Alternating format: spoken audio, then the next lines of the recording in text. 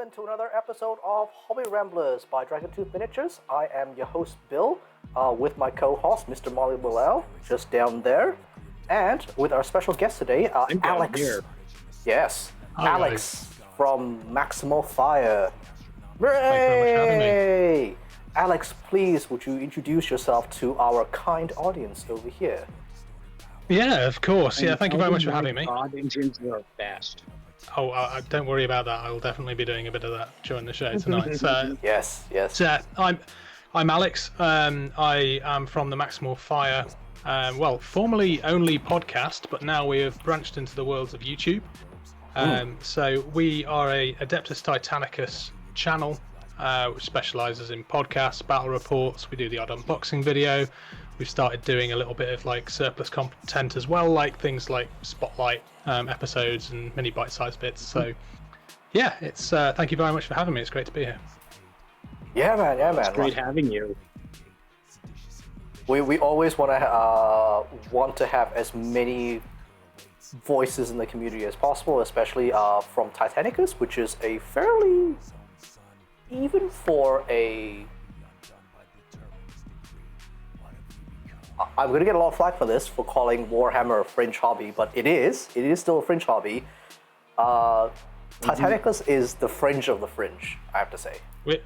We are kind of like on the edge of social acceptability amongst the normies out there, I guess. But yeah, it's a game which I think largely draws a lot of veteran players. I look kind of back at my sort of the demographics that we get with our podcast and with the YouTube channel. It attracts a lot of sort of 25 to 45 people. Really wish that we could get more younger gamers in there. Yeah, exactly. I think we probably all fit into that demographic, right? Yep. Yeah.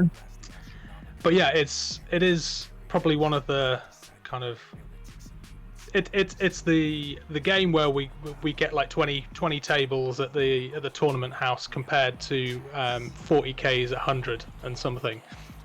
But we like being on the fringe. It gives us a self of personal superiority, of course.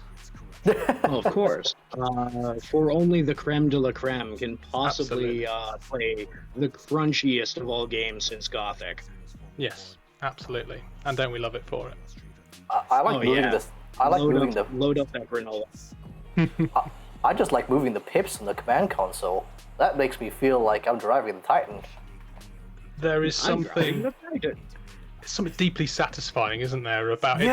Like, kind of, what was that game? There was a game that came out on the Xbox, which was kind of like a Mech Warrior type game. And when you bought it, you spent like 150 quid, and you got an entire bloody console. And it had like 2 sticks on the front, and there was like buttons you had to press. I remember that game, yeah. I forget what it's. Steel Division? Steel something, I think it was. Anyway. Yeah. But it sounds familiar. It was a game I have a terrible confession. I have not played a video game since the first Fable. Yeah, that's not too long ago. That's not too long ago. 2004. That's not too long ago. You would have played Halo. 18 years, bro. You would have played Halo. It's fine. But yeah, this thing had like an entire panel, and if you're, let's call it a Titan, shall we? Because I don't know what they're actually called. Was going to explode. There was a button that you had to flip up, like you see in the movies, and there was a button which was like an ejector seat button. And if you didn't do that, you lost your entire save game. It was like mentally hard. Oh my gosh, that is mental. That is mental. That is insane. Yeah, one of my friends. So awesome. Yeah, one of my friends who I met through Gamesworkshop, like he had it and he brought it over, and I was just like, my god, this is something else. But Titanicus gives you a little taste of that kind of immersion. Let's call it. Yeah. I love, as you said, driving it. Yeah, I love like the tactile feel of just moving the pips on, and like, you know, all the damage, like, you know, bars and stuff like that. The heat, like, you know, the heat levels and you know, things, and like moving over the shields and stuff, and removing the shields when they get like knocked out, or like rolling to recharge the shields. I love that mechanic. Oh, absolutely. I love the tactile feel of that, where that tactile bookkeeping in a way, because Yeah. BattleTech, there's a lot of bookkeeping in BattleTech, but it's all pen and paper. It ain't no little like command console. And I think they've got the balance right as well, because there's a lot of games you have to look at. So, for instance, I've just started playing Legion. I'm getting into Legion by Fantasy Flight, and now obviously I think Asmodee have taken it over.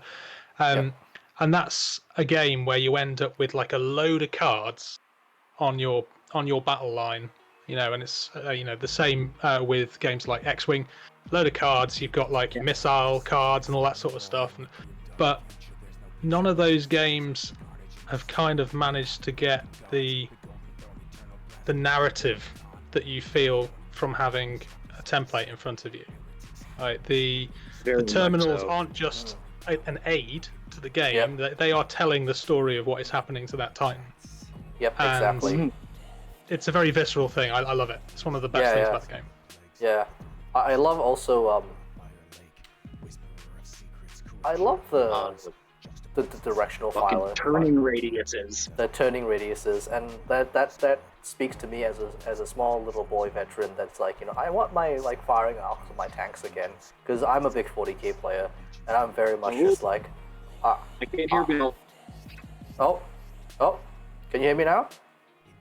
Hello, Wally? We lost him. I think we've lost him. Is he back? Is he back? Hello? The internet is not doing very well. This is what happens when you move to the north of Canada, it seems. There's some sort of internet issue. Hold on, we will go to intermission. We'll be right back, guys. Huzzah! The internet is back. Ooh. Praise the Omnissiah. The joys of streaming over the internet in 2022, guys? I mean, I would love to say that we are a professional outfit, but we have no control over the internet. And when the internet goes out, it's like, goo. What are we supposed to do? Hit pause. Yeah, just hit pause and wait for it to sort itself out. Which we did, for everyone's convenience, because nobody was going to enjoy us tech booting up a modem. Well, when we finally get our Patreon up and running, we can upload this as the super extended in the Garden of Eden, cut. At some point, I would like to compile the technical faults and reduxes of all the streams and stuff, and just put them into one video, and just heck yeah, that would be hilarious. For our Patreons. Frozen faces and kind of gurning mouths and. A lot of me just shaking my head, going, I don't know what's wrong. Can you hear me? Can you hear me? Yeah. Testing one. You gotta turn it off and on. You got to mute. Yeah. There's been a lot of streams where just like, wait, the mic's not on. Oh, dang. It's the old Zoom bingo sheet, isn't it? I don't know if you guys use Zoom for work. Yeah, it's like you're still on. Sadly, on occasions, yeah. So where were we? What were we talking about? Why Titans are dope and why the system really captures their weight and magnitude. For me, it's the turning radius. It really captures in my mind, this hundreds and hundreds of tons of material just moving through a city, and its inertia doesn't allow it to turn on a dime, because that makes perfect sense. And I love how that plays into how you line up your shots later in your turn. The kind of ponderous inexorability of these god engines. Yep. Yeah. And very reminiscent of naval combat tabletop games I played when I was much, much younger. Yep. I've also really enjoyed the turn radiuses and also the firing radiuses as well. And it's even the close combat radiuses. You can only punch forwards, not backwards or sideways. It doesn't work like that. So I'm primarily a 40k player. So for me, that's a bit of a refreshing take, because too many times have have I abused the rules of like, oh, my flyer's just gonna go right above you and it's gonna just shoot his guns out his butt, and it's fine. The thing for Yeah, me, I 'cause they're- think, Yeah. the thing for me, which I think sets it apart from every other game that I've played, is there is no downtime. Like throughout the entire game, you as a player are continuously involved in some way or another. It's not a case of sitting for 20 minutes while you watch your opponent's horde army take their move turn, or then pick up a bucket of dice and throw things at you. Yeah. Because of the kind of you go, I go way that it works, it means that you're always involved in the action, and I think that really kind of helps hammer home the narrative. Sorry, yeah. But yeah, it hammers home the kind of narrative element of it. You are there, you're involved, you are kind of like part of this story that you're playing out, and it brings together a lot of, like you say, crunchy, old school, I would even say, elements that we saw in games like BattleTech and like the original AT kind of in yesteryear. Yep. But then it also brings in like some modern game concepts as well. And I think that's really what appeals to a lot of people. So I would like Molly and his housemate to test this theory out, because I play bolt action as well, and bolt action has a very, very interesting alternate spin on the alternate activation, where the dice in the bag. Yeah, the dice in the bag.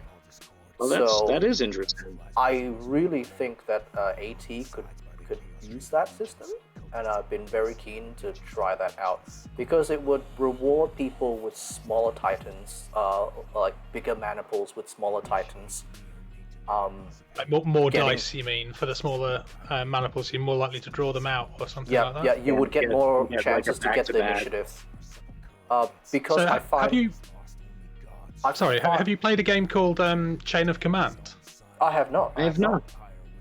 So Chain of Command is another World War II style game, which was built by some guys over here in the UK, and they have got the greatest company name ever. They're called Two Fat Lardies, and they kind of went out of the way to create a board game which was a war game which was accessible, but also had an element of realism, because bolt action is kind of like a step in that direction with the realism, but obviously it is designed to be kind of like a 40k style competitive game. And so the Chain of Command tried to kind of make it a bit more like it would have been, a bit more realistic, and the way that they do activation is really interesting as well. You pick up, I think it's usually about 5 dice, and you roll those dice, and depending on what you roll dictates what you can activate.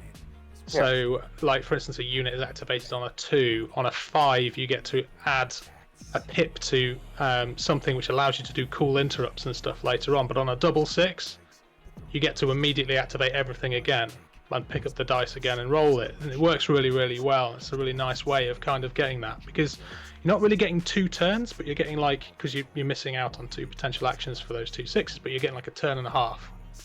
And it was kind of like this way that they used it to essentially kind of show one side taking advantage of a situation, or kind of like taking the other side by surprise a little bit. It's a really nice kind of way. So yeah, if you like your World War II, check out Chain of Command if you can get hold of the definitely. I'll take a look at my local game shop. It was just because like I noticed that, like, because my Titan maniples are usually always like, I like big Titans. I like the Warlords. I will be getting a War Master pretty soon. So I have always got the biggest Titans on the board, and I find that like I activate one of my Titans, he blows something up almost immediately, or blows several things up almost immediately, and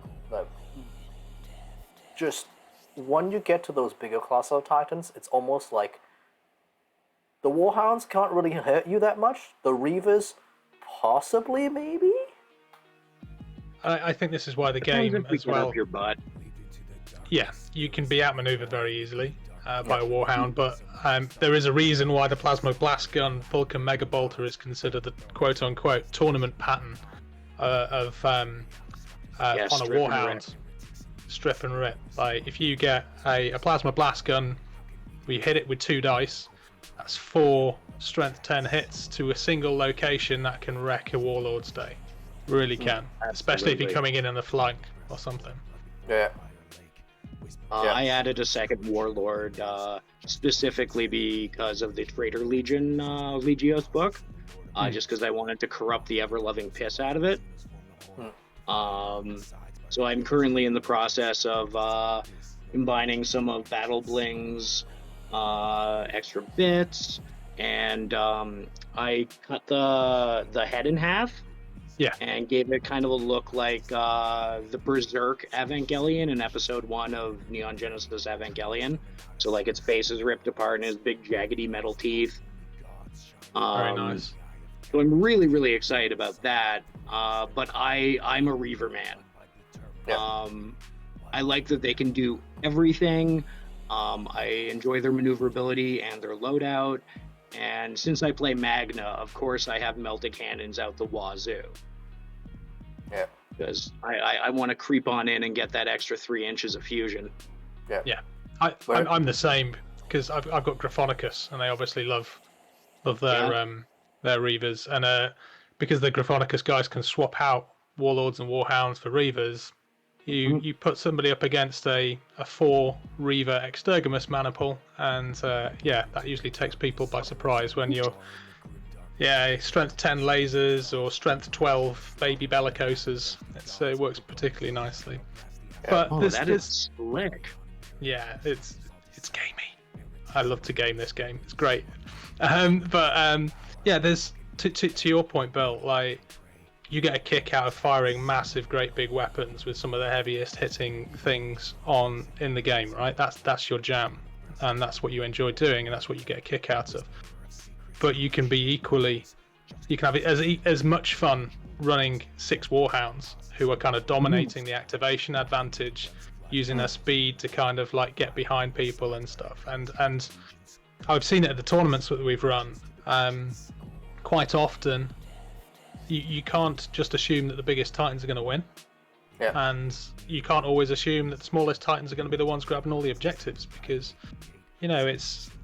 it comes down to a lot to how you play with what you've got. Yep. Yeah, and then at the end of the day, it's you're at the mercy of the dice gods, regardless of how well your plans are put forward. I, for one, am looking forward to Thick Chicken. I'm going to be getting two of those. I refer to them as buckets. Yeah. Bucket Thick Chicken.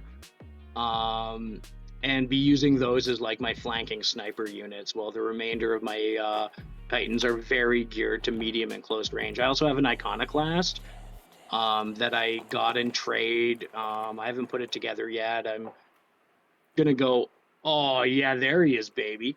He's over my shoulder there somewhere.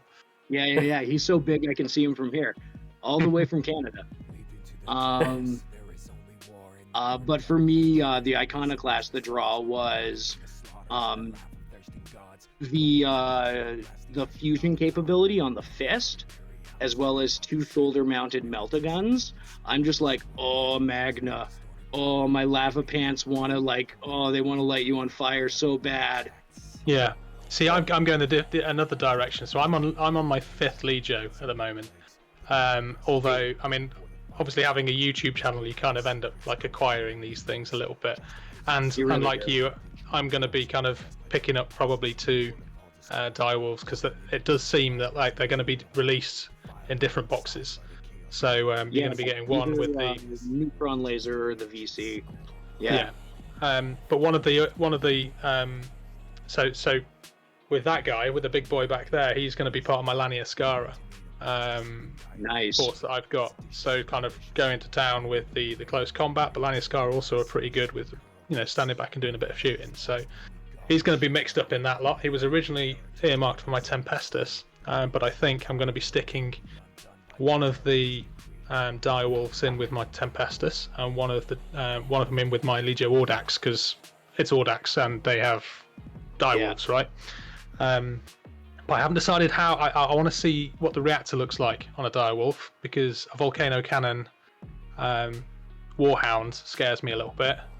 I would like to. Yeah, it's gonna be I think a short-lived mayfly of destructive existence. Yeah, Yeah. I mean, But in terms there's of a- murder, and then it's just on fire. yeah, there is a sadistic part of me though that likes the idea of a neutron laser involved in with my Tempestus, because I can drop pod that in. So Gross. I can drop pod in a direwolf behind the warlord or whatever, and then I think it's got bypass on it, hasn't it? Bypass and shock. Yeah. Shut down that Titan. Yeah. Yeah. Good night, Like, good Molly- night, nurse. yeah, Molly knows I like to hyper specialize my warlords. So one warlord is the one with the 2 volcano cannons and also the blasters, the turbo blasters. And one warlord is just all Gatlings and missiles. And one warlord is just close combat, just fist and chain fist. And he's just there to push. The pugilist. Yeah, it's basically just like he's either there to, oh, you're in charge range of it. Okay, I'm just gonna knock you over a little bit. Oop. Or just march it forward and put the fear of God in stuff, so things scatter out of the way. I'm like, oh God, don't touch me. Yeah, exactly. Is that a traitor Legio? Legion close Mortis. Yeah, I'm So Legion Mortis. plus 2 inches. Yep. You get you March of the Dead. Yep. And then exactly. 2 inches of extra movement with the I forget the name of the allegiance ability, and then if you've got another 2 points warp displacement. Yep. Laughing. Yep. Yeah. And it's just Just very laugh. I'll fun. do it. That's why I just find Warlord's a bit like so the Warhound's a bit like, because I can catch them and it's just like they just get knocked over and just like, uh-oh, we're in trouble, sir. I tell you what I would like though. I if they ever did a 2nd edition, I would like them to actually give the Atriot Power Claw the bolter that's on its back. Yeah, it's modelled on the model, but also absolutely. you are lacking quite a lot. Like, I think it needs to be a kind of thing where maybe you can use one or the other. Yeah. And there has to be a rule where like you can use the bolters for shooting or the fist for punching. Yep. But it's a lot. My biggest challenge that I have with my fists on the warlords is, for a lot of the game they're spent. You really are chucking a lot into that charge, because they're probably spending two or maybe even 3 turns just getting towards a target. So give them something they can do with that arm. Yeah. Yeah. I find the psychological value for the power fists or the power claws are definitely also something that plays in, Yes. because automatically people are a little warier about getting up on your big boy, because you can just one punch man pretty much anything. Yeah. So usually the way I play my 3 warlords and possibly the Warmaster when he comes in, if I can fit him in the points, is I strip off the shields with my Gatling warlord and with the missiles. Then the Volcano warlord and the Turbo Laser warlord is just, okay, half my shots go into you, the other one goes into you. I will push all my guns, overheat, and then spend 2 turns to vent heat. That's all it's doing. Have you ever tried out a porcupine loadout warlord? Oh, All the Gatlings. Yeah. Gatlings. Yeah. That will All be the the Gatlings. that will be the other guy. The only reason I have not tried that is that I don't have the carapace weapons for the Gatlings yet, and I'm kind of refusing to go to Forge War for that, because it's just like Order It's from not so- Battle Bling. they're so tiny and they're so expensive. Like, Not ridiculous. from Battle Bling, and they'll Yeah. give you something weird and cool and free. Yeah, I'm I'll not even probably, able to do time any I've of the ordered promotion. two from them. I'll Yeah. probably get some off Battle Bling at some point later. So Battle Bling, expect some orders from me, because I need more weapon options for my Titans. Yeah. Yeah, And they'll be glad to I'm- take your money. Yeah. Oh, absolutely. My next order is all my nameplates.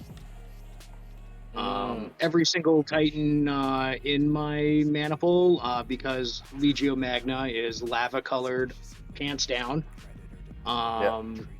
all translate into like some sort of hot pants. So like Vaporus Bricarius, Volcanum Bricarius, Infernus Bricarius, and it's just like hot pants, lava pants, fire pants. Yeah. Oh, also, one thing I did want to point out was that I also find as a fairly new player to Titanicus, I find the night houses a bit weird. The night banners a bit weird. I don't know what to make of them because I do know that yes, if they get into melee with you, they're pretty nasty. But it's a bad game. Anything that hits them, that they can't save, they're dead. So it's the activation. They've got the weirdest immunities to things. Yeah. So they're in a weird spot for me. I can't put my finger on it. If you want to play, if you're new to Titanicus and you want to play with knights, play with a Legio first, because you are basically missing out on a huge chunk of the game if you play as a knight household. And I think you should play as a Legio first, just to kind of get an appreciation for what everybody else is doing, but also there is more to do. You miss out the entirety of the damage control phase, for instance, unless you've got the odd Mechanicum Knight which rolls a dice or something. It's not a lot, right? It doesn't get to do a lot. Yeah, but it's a few weirdies. Yeah. The biggest problem that they have in a household is the lack of activations. So you can very easily out-activate them because you have to take a minimum of one lance, which is 3 banners, and those 3 banners have to act together in one hit. So often you've got 9 knights, minimum 9 knights kind of going off and sort of doing that. And I think that the armigers have helped a little bit to kind of make them a little bit cheaper so that you can kind of get a few more lances at a push into a normal sized game. But cost at any rate. I will not be picking up armigers just because my ancient Scottish pre-Canadian heritage prevents me from spending that money on that much money on that little of a dude. They are amazing little models. I was the same.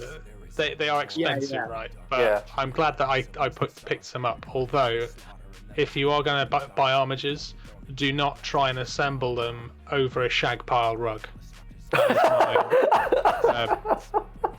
That's my advice to the world. You will lose something, and you will be picking through it. Just going grain by grain until you get that little wee, chain saber thermal lance or something. It's worse than that, because I don't know, if you played 40k, you've probably seen an armiger. They've got these kind of little reactors on the back of their legs, little prongy things which go out from the back of the legs. Yeah, those are separate pieces. Those are separate pieces, and they are about 2 mil wide. Yeah. Molly, we had a discussion, I was infuriated when I had to build my warlords because it was this is literally just like the Forge World Warlord kit, except just miniaturized. They didn't streamline any of this. Everything is the same. There's 11 pieces for the feet. And my take on it was, this is amazing. This is the Forge World kit shrunk down.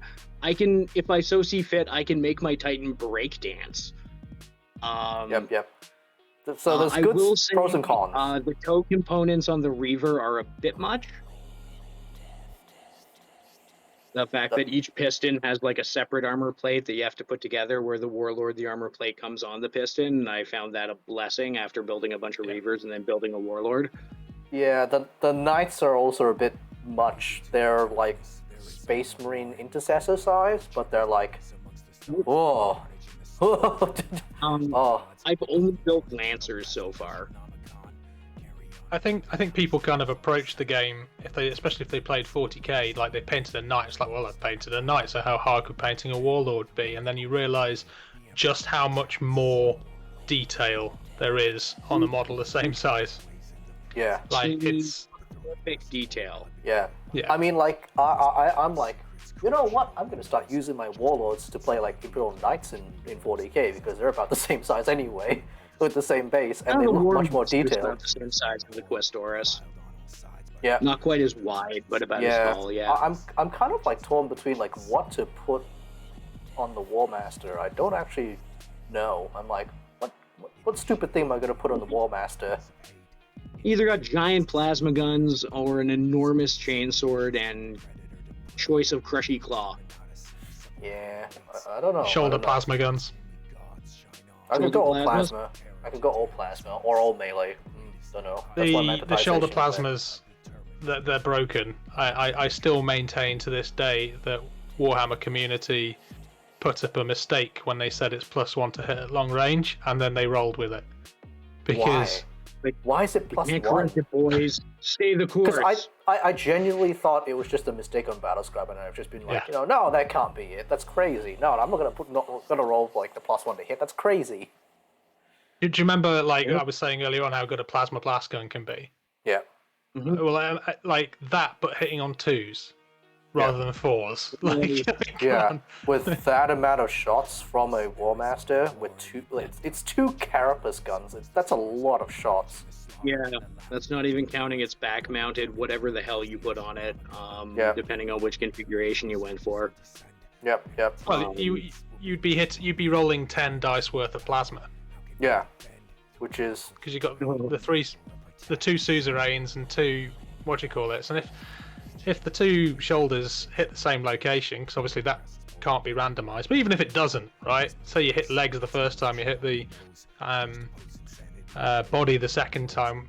Well, you might as well not even bother aiming with your suzerains because you've got like a 4 out of 6 chance of hitting the location that you want to shoot. Like, I mean, strength 11 fusion and maximal fire. Yeah, I wouldn't good. even like if I have that many shots. I wouldn't even bother aiming. I'd just be like, let the dice roll where they're gonna go. It'll probably kill it or critically wound everything. So a little spoiler of an upcoming bat rep that we've got on the channel. So we've recorded 2, and we're in the editing phase of it at the moment. So the first one that we've got coming up is a getting started episode, which is tied in with the last podcast episode that we did, which was getting started in 2022. And we also did an unboxing of the start set. So what we did for the first bat rep was we took essentially 2 starter sets and the Loyalist and Traitor books and played a game with them, and put some we got some of the Drop Zone Commander 20 quid terrain, which can fill a 6x4. It's amazing, super cheap. If you want to get into the game, that's what you do. And then so we did that as the first bat rep, and then for the second bat rep we recorded straight after it. We did 2,500 points, and I took my Gryphonicus Warmaster. And because we were doing 2,500 points, we had 6 stratagem points to play with, and so I decided to give it overcharged cannon. Is it overcharged cannon, or is it it's overcharged cannon because it's the one's experimental weapon. So one of my suzerain pattern plasma whatever jobbies was strength. Let me get this right. Strength 11 basic puts it up to strength 13 with maximal fire, puts it up to strength 15 when you maximal fire it. So I was doing a minimum of 17s if I hit with it. With fusion. With fusion. Like, beautiful. It's beautiful, but it's grotesque. It's grotesque. Basically, if it hits, it's auto-critting you. As long as you don't get a roll a 1. And if you're within 12 inches... within 16 inches, because its short range is 16 inches. Mm-hmm. So you're getting +1 to hit, and so you're hitting on 2s, or calling shots on 4s, and then, strength 15, rolling d10s for damage. It's pretty disgusting. Yeah. That's spectacular. Yeah. I mean, my housemate has yet to choose his Legio, but he's running 3 Warlords, 2 Night Banners, and a Reaver. It's probably going to come down to the exact same reason I chose Magna, is I loved the paint scheme, and then I read it, and I'm like, and they're aggressive little bastards? Okay. I read the book. Because he's been looking at Why can I not think of the disease guys, the techno disease guys? Oh, They're super slow. Oh, Mordaxis. Mordaxis, thank you. Yeah. He's been eyeballing them because he likes the paint scheme. I got that from Super Slow, by the way, not the techno thing, which is the super slow Legio. Yeah, Mordaxis. I need to try them out too. I like the idea because I chose Legio Mortis because I used to play 30k Death Guard and they're super slow. So I thought like, oh, okay, they work a lot with Death Guard. They're going to be super slow as well. No, they're the opposite. They're really fast. Oh, super aggressive. Want to get up in your grill. They're really fast. And I'm like, this is not what I signed up for, but okay, I'll roll with it. Mordaxis were very meh in the past, but when they brought out the corruptions, there's a lot of play in them these days. Yeah. But I think you've hit on a point there, Molly. Like, I think a lot of people, what I see mostly in this game is people don't go and sort of trawl through all the pages of rules to try and kind of find which is the best set of rules that they could possibly use to kind of get the most advantage out of it. A lot of people look through the books and go, that's a really cool color scheme, I want to paint that color scheme. Yep. And I think if you do that, you're setting yourselves up for a successful Legio, because there's nothing worse than painting something that you hate painting. Yep. Yeah, you got to be inspired by it.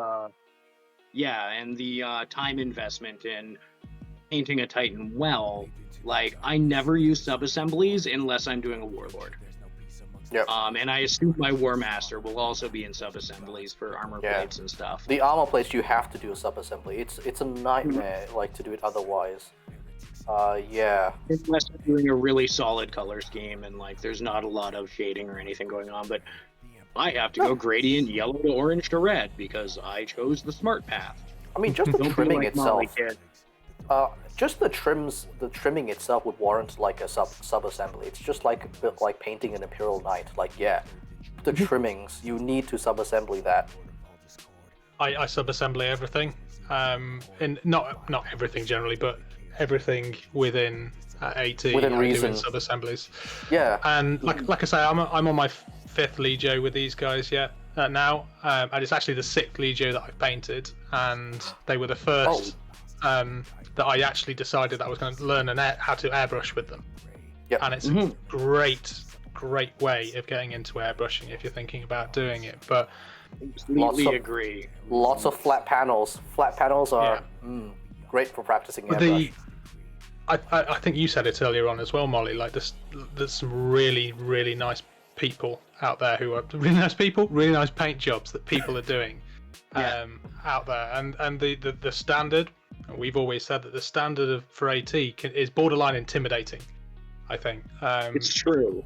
Like, the closest to like a tabletop standard AT like fig I've seen is still head and shoulder above what would be considered tabletop for 40k or AOS or definitely Blood Bowl, where like you really don't care. But the difference. Well, I'm not going to say the difference. The thing that's been most noticeable for me is that I took a massive hiatus, and that this was one of the first games that I really came back into. And I look at the Titans that I painted at the beginning, and I look at what I'm doing now, and in 2 years, my painting has, in my own personal humble opinion, like progressed massively. And that is because I've seen other people doing stuff. I've asked them how they did it. And they've told me. It's just learning about new materials, new paints, realizing there's a whole world outside of acrylics that you can have a ton of fun with, especially if you're using an airbrush. AT has been a big eye-opener for me as well. Bill's trying to sell me on oil paints. Yeah, so like I'm really big on oil paints, and also I'm really big on like crazy enamels, color shift paints, and strange mediums and stuff like that. especially since I've got an airbrush and I've been like really experimenting what I can airbrush out of it and seeing like what it happens, and it's real funny. Yeah. Sometimes it works well, sometimes it doesn't, and it's just like whatever. My first Warlord was the first ever model I actually used the airbrush on, and from then on, like to do the glow effects on like the plasma things, because it was the Warlord from the big starter kit, which came with like the Night Houses and just 2 Warlords.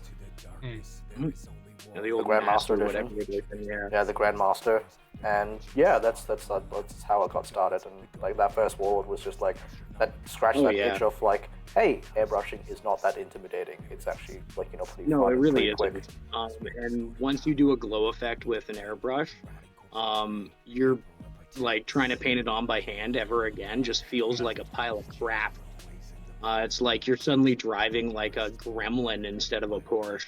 Yep, absolutely. Yeah. But the 2 things I think which have leveled up my painting more than anything was airbrushing and oil paints. Yep. But I mean, the thing with oil paints is that it can be quite intimidating. You see how people use it, and the first time that you use it, you think, I'm literally going to cover this beautifully painted model in brown shit. Goddamn brown shit. Yeah, exactly. Yeah. I just got into streaking grime. It's like my gateway drug. And I've used it on a few figs, but I'm hesitant to use it on my Magna yet. I will change my mind. I'll get over it. I know I will. I always do. Yep. Yeah, just like the idea of like I spent so long getting that orange just perfect, and now I'm gonna throw a bunch of like enamel poo at it. You've really got like, and excuse the turn of phrase, but when it comes to oil pants, you got to shit in your pants and swim. Yeah. Because you've just got to get on with it and trust in the process. And if you trust in the process, and you can always like, if you don't like go completely overboard, right? Put on a little bit, have your thinners to one side, and if it doesn't work, you just take it off. Yeah. That's the difference between oils and shades. Like, yeah, absolutely. It dries. It takes a while for it to dry, so you can just change your mind and just like take it off. And the interesting thing about oil, like the oil paint thinners, is that it's really bad at taking away like acrylic paint. It's really bad at like reacting with it. It's weird. They just don't react with each other. So that's one good thing. So you can go pretty hard on the thinners, and like whatever you put underneath is pretty safe. But also, for anyone new for oil paints, I always recommend that don't do the whole like I splat everything on there and take it off technique. Do the whole do what I usually do with a lot of my stuff, which is blending with the oil paint. So just take raw oil paint, put it on a little bit of it, and take a dry brush, like a not really like a flat dry brush, but like the round ones, like Armor Painter? No. Like just a normal kind of like, Dry crappy brush. Not a dry brush. Yeah. Just one that a brush that is of a similar detail level that what you've just used, but with no paints and no oil medium on, and use that to manipulate the oil paint around to blend it in with the other areas. That's a really good way of getting like very selective shading on certain areas as well, and to get like different colors. And it's also very safe as well, because it's just on one little corner and you can just work your way around it, and it's really satisfying. So absolutely, yeah, totally agree. It's more of a painted style using oil paints, but people seem to be a lot more comfortable doing that than just I throw poo at it.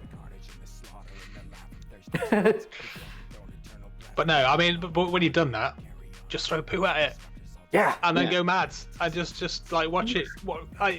The stuff you can use it for. I feel like I'm on a mission at the moment to kind of preach the gospel of oil paints. But if you are doing blended, like your Magna, the blending techniques between from one to another, there is something about oil paints which, if you were to apply it as a wash over the top, and then use and then remove a little bit with some thinners, it kind of just ties the whole levels together. Certainly, like I completely get. Yeah, Yeah, I used it on my Gryphonicus and with a burnt umber colour, and I was going from a really bright yellow down to a brown, and it just kind of made it just fades beautifully between, in my humble opinion. Like oil paints. I will take your word for it, both of y'all, and I will Do it. chuck some shit at my Magna. Do it. I mean, Molly, you've seen a lot of my work. That's all just oil paints and stuff like that. So that's how. Yeah, and it all looks fantastic. I'd say the only difference between our aesthetics is you like a glossier finish than I do. Who are you talking to? Me or me and who? Yeah, I'm talking to Bill. Oh, okay. Yep. I like the semi gloss at the end. Yeah, you like the satin. I'm a matte boy. I'm with you there, Molly. Yeah. I blame all those Grey Knights I painted way back and forth when the Demon Hunter Codex came out, and hit them with Testers like flat. Like dull coat. Matte. That's a dull coat. Dull coat. Yeah, that stuff was amazing. It's like I used to do that. I still have some actually. Blue-winged, mithril, dull coat. Shut up. Yep, I still have a bunch of those actually. Yeah, I stopped using the dull. Better now. Yeah, but I stopped using it because I basically like reread a lot of my art thesis stuff and just went like, wait, colors are brighter when they're slightly shinier just because of it's a higher refractive index. So just like it tricks the human eye a little bit. So like if you have like a satin finish, it like makes the colors brighter and makes the blends a lot more obvious. Like that's and especially on like curved surfaces like marine armor, it really looks slick. Yeah. It is both classic and current at the same time, which is quite nice. I just like my matte finish. Mr. Super Clear now. Yeah, Mr. Super Clear for life. No shade on the matte finish, but it's just like the reason I have like satin is a purely mechanical and biological like thing of like people are like do this. Human eyes work this way because that's my degree in painting going on there. It's funny. We're basically the same person on the other sides of the planet. We both went to art school. We were both medievalist martial artists. We both worked for Gamesworkshop and have been playing since we were children. Yeah. Can we get a Gamesworkshop high five? Because I think we're all Gamesworkshop employees. Nice. Dude. Oh, yeah, okay, that confirms that we need to set up like a Facebook like group of ex-Gamesworkshop employees. I'm sure there are like tens of thousands all over the world. Like the XGW Recovery Center or something, where we kind of like use it as therapy. Certainly in our times, it was the era of the whippy stick, and those memories. It was even worse on my time because it was more recent, and I was able to firsthand experience GW from going to an okay whippy stick company to over COVID going like just do sales. No customer support. When did you work there, Alex? Oh, I'm gonna like show my age here. 2004. Same. I started in 02 and 04, 05. I finished my tenure.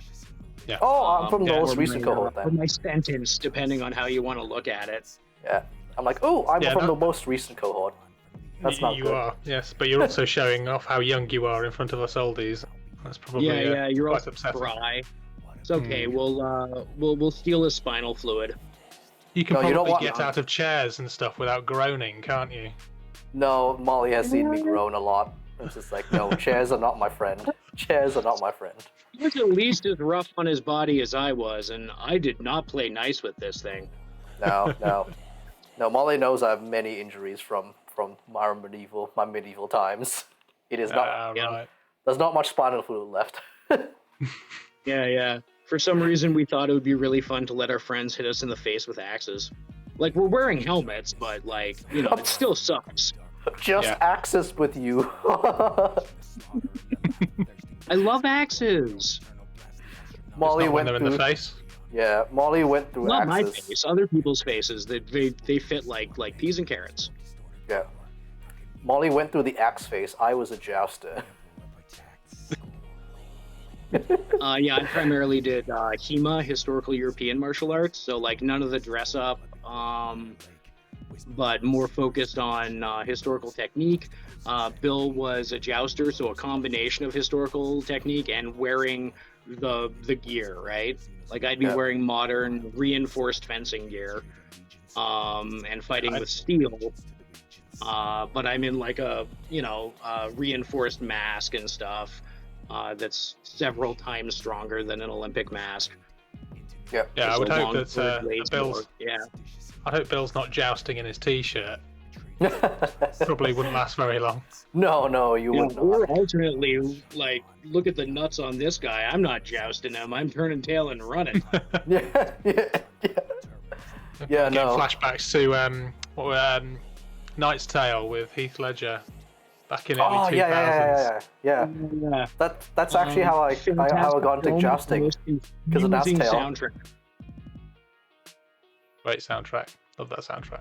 Oh, Yeah, lovely it's such a good soundtrack. soundtrack. Just the first time I watched it, definitely seemed a bit discordant with the film itself. Yeah. But anyway, back to giant robots and why Talk to they giant rule. robots. Yep. We were here for a reason, weren't we? Yeah. Yep. Yeah, Oh, we can waffle on about just about anything. Yeah. We've been waffling, I think, for the last hour, haven't we? We haven't even touched on any of the questions Fuck you yeah, guys we said have. that you were going to be. oh yeah. So, Well, like, I guess yeah. what got you into the hobby, yo? When did That's- you start? What was your addition? Let's bring this all the way back to the beginning, shall we? Yes. I'm gonna put so a bookmark here for it going like end of waffling. Yeah, there we go. Waffle end. Maybe you can like cut this out, splice it in the end, and it'll be seamless. Yes. Yeah. Yes.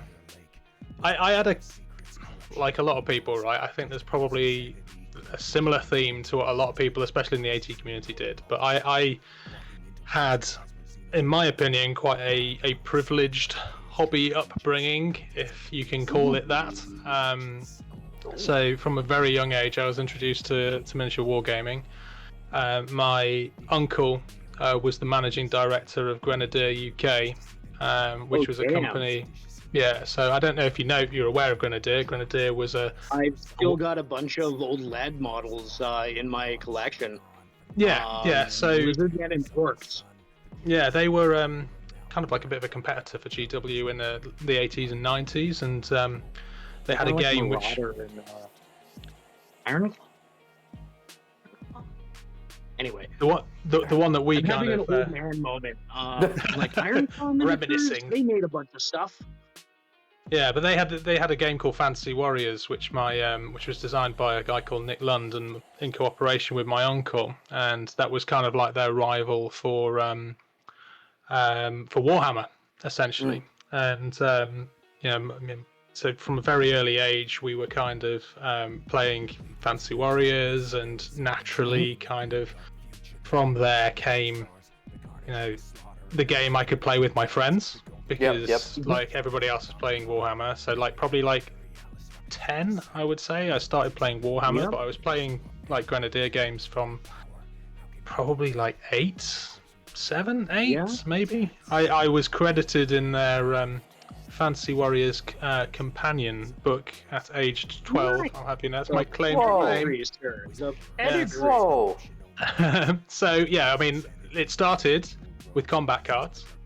Everybody loved those like little like the top trumps for for Warhammer, and then it was second edition 40k, and that was kind of like my jam then. So played that until it became uncool, probably around the age of about 14, when I sort of stopped that.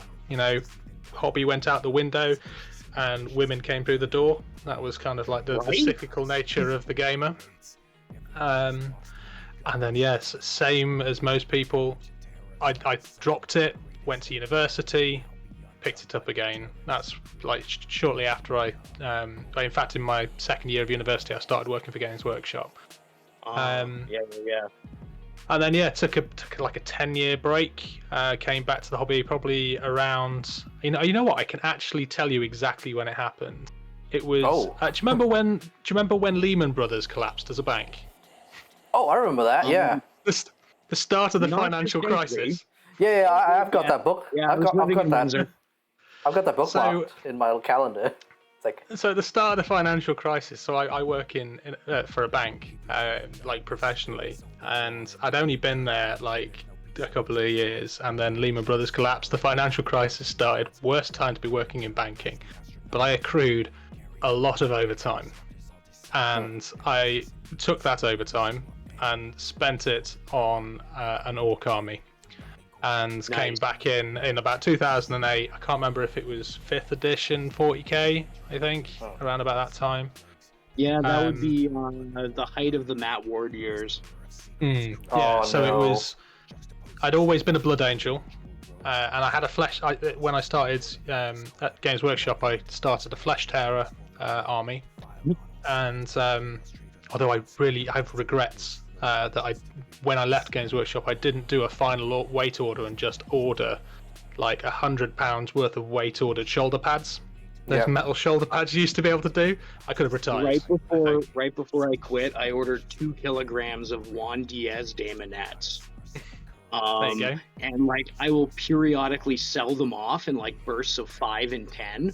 I'm like, oh, need a little extra spending money, or like I'm a little short for that new Titan. Yeah, Be there you gone, go. sexy Daemonettes. But yeah, so I played that again for a while. At that time, I kind of revitalized my my Flesh Terrors, or started an Orc army, and then yeah, basically I got into board gaming in a big way, and I also I've always been a musician as well, so I started playing in bands again. And then didn't have enough time really, so the hobby moved in that direction. Board gaming was really good because it just meant that I could meet up with my mates once a week, and either board games or role play, that kind of stuff. Like, used to play a lot of Ravenloft and Cthulhu and all that sort of stuff. I love Cthulhu. Cthulhu buddies. Yeah. Absolutely. Some of the greatest role play experiences of my time have been in both Ravenloft and Call of Cthulhu, because just how I think I've never really got on with D&D. Bit too high fantasy for me, and that's not my jam. The reason that I'm drawn towards Cthulhu, I'm drawn towards Ravenloft, is because there's none of that, and there's almost an element of whatever you do is futile. It's more about creating kind of like the role. It's more focused on the role play. But yeah. So another 10 years went by. I got married. I had a child. My brother, and when would this have been? The end of 2019? No. Yeah, 2019. For Christmas, bought me the Aeronautica box set. Oh, nice. Because he was getting back into 40k himself, and he bought me this for Christmas, and I was like, oh, this is quite cool, like putting models back together again. And then it's like, These are fantastic. Yeah, these are great. I will dip my toe into Necromunda again, because I don't really need much for Necromunda. I just need a gang. Or so you thought. Yeah, so I bought a gang, and the Corpse Grinders had just come out at that point, so I got myself a Corpse Grinder cult. Bought myself the buzzsaw on the rope. Yeah. So when I said it was cheap, just buy a gang. I then bought the Dark Uprising box, which was like another 150 quid. Yep. But it comes with a load of terrain, and the modular terrain. Yeah, we're really lucky over here, because like we've got some big Necromunda players around here. Like, there's a guy who's been on the channel a couple of times, George, who I played against in the first bat rep that we did. He's got something like 7,000 followers on Instagram, and most of that is all around Necromunda. So he's like, we've got a lot of access to Necromunda stuff. Yep. Anyway, we was like kind of had a Necromunda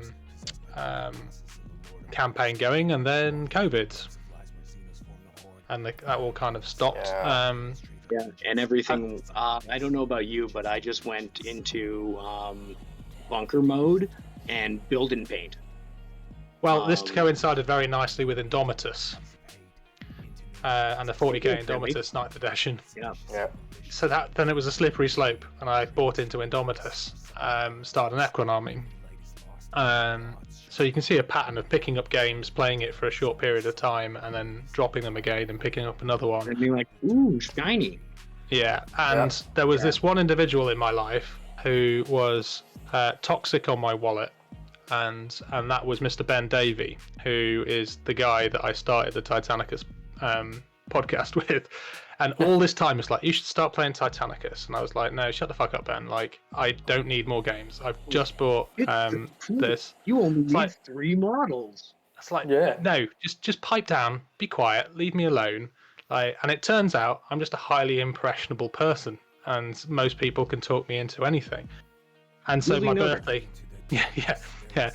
shouldn't probably advertise that too loudly.